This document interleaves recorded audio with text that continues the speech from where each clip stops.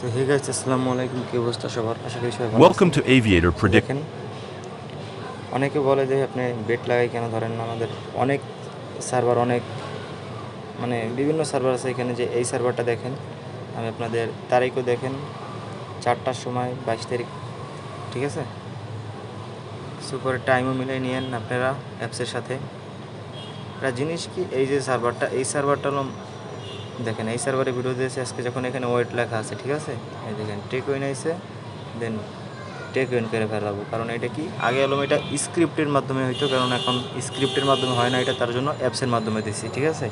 স্ক্রিপ্টে problem হয়, যে ফাইলের আকারের ওইটা প্রবলেম, অনেকে ইউজ করতে পারে না, ঠিক আছে। তো এই জিনিসটা দেখবেন, কারণ এটা 8 সেকেন্ড 10 সেকেন্ড আগে আপনারে বলে দেবে টেক উইন করে নাও।